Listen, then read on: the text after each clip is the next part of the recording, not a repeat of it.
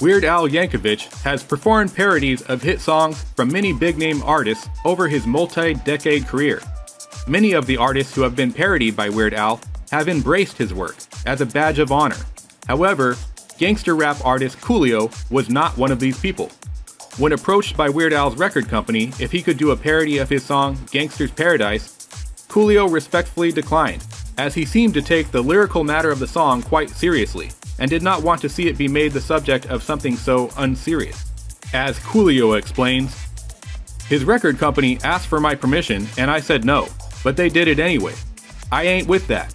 I think that my song was too serious. I really don't appreciate him desecrating the song like that.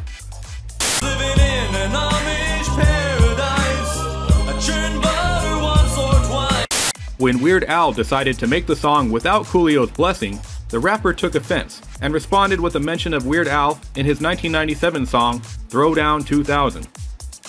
Fools be up in the bars, unadvanced with a switch. Uppercuts and fight kicks with Weird Al Yankovic. Fools be in the bars, unadvanced with a switch. Uppercuts and fight kicks with Weird Al Yankovic. However, Weird Al states that he was told a different story by his record label, and that he made the song under the impression that Coolio had given him the green light. As he explained through email, 2 separate people from my label told me that they had personally talked to Coolio, and that he told them that he was okay with the whole parody idea. Halfway into production, my record label told me that Coolio's management had a problem with the parody, even though Coolio personally was okay with it. My label told me they would iron things out, so I proceeded with the recording and finished the album. Weird Al would later go on to explain to VH1's Behind the Music that he had sent a sincere apology letter to Coolio.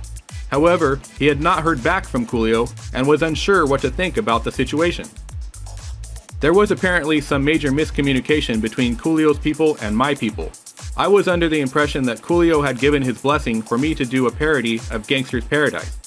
However, much to my surprise, Coolio made a statement to the press backstage at the Grammys saying that he didn't appreciate me desecrating his song and that I should stay away from him.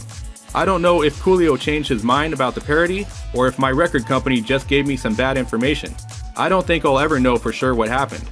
I immediately sent Coolio a sincere letter of apology for the misunderstanding, but have to this date not heard back from him.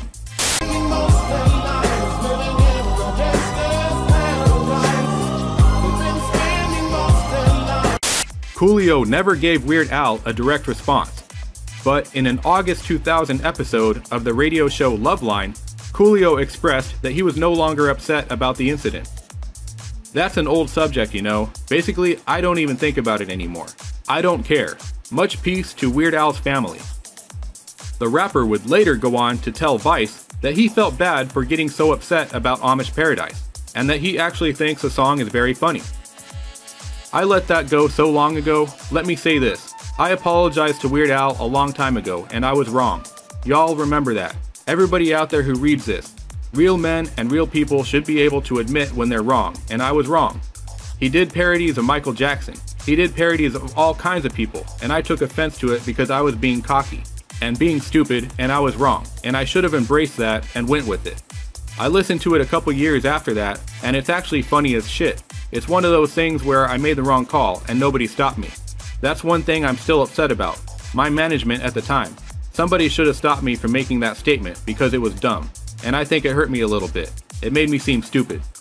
Weird Al would also later explain that Coolio actually approached him at an event where Yankovic was signing autographs, unsure if the gangster rapper was going to say hi or if he was about to pick a fight.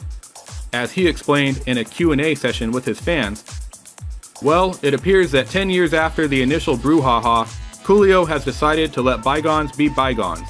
I was at the Consumer Electronics Show earlier this year signing autographs at the XM radio booth when somebody told me, "Hey, did you know Coolio was in the building?" A few minutes later it was, "Hey, Coolio is in the area." And then, "Hey, Coolio is coming over here to see you." I admit I was a little nervous at the time, since I didn't know if I should be expecting a handshake or a punch in the eye. As it turned out, Coolio couldn't have been nicer.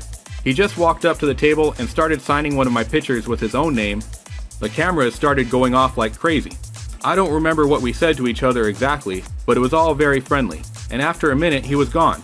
I turned to the next person in line and said, Did that really just happen? So to answer your question, I doubt I'll be invited to Coolio's next birthday party, but at least I can stop wearing that bulletproof vest to the mall.